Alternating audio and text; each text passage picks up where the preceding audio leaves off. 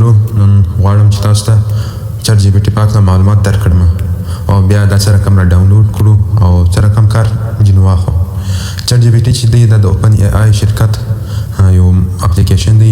اوپن ای آی شرکت چې دی د مصنوعي ځیرکتیا شرکت دی. دغه اپلیکیشن جوړ کړی دی او دا ډېر ښه اپلیکیشن دی. په نړۍ کې چې اول ور راووتی اول سر هغه چټ جی پی ټي و د مصنوعي ځیرکتیا لپاره او دا ډېر کارونه کولی شي.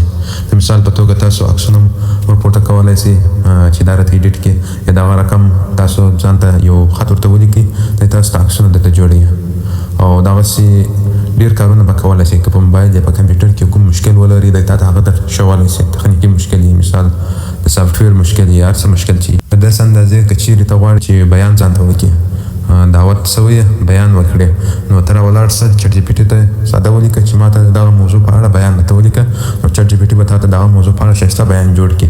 ته دا هم ورته ویلی شي چې مثال ما ته سخت لغتو کې راته جوړ کړه یا په اوستا لغتونو کې عامو لغتونو کې راته جوړ کړي. هر رقم کولی شي. دا ډېر ښه اپلیکیشن دی. راځو نو دا څه رقم را ډاونلوډ کړو. اول وارې به راسو اپ سټور. پلی سټور د انډرایډ موبایلانو لپاره دی.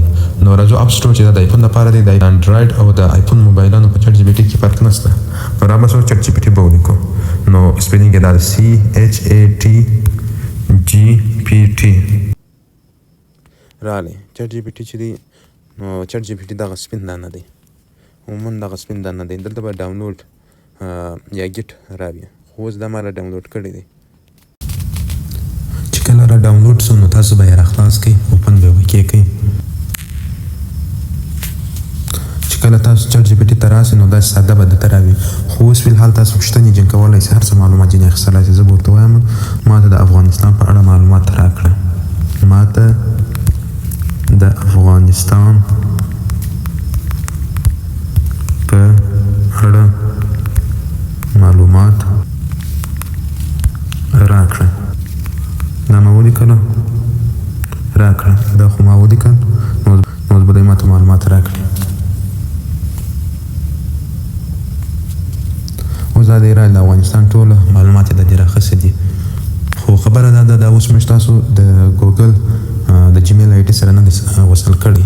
چې وصل یې نه کړو نو دا زموږ تاریخچه نه ثبتېږي. دا کومې پوښتنې چې موږ هره ورځ جیم کوو دا نه ثبتېږي.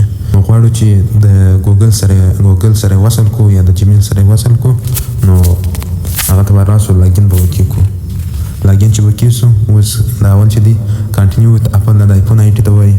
خو زه د آیفون پر آی ډي نه خلاصوم بلکې د ګوګل پر آی ډي. دا دوم د نه کنټینیو وت ګوګل د ګوګل د لري چې کوم ګوګل آی ډي جیمیل آی ډي ته لري دغه د لري ورسره وصل کړي نو هغه به ورسره پورته کړي.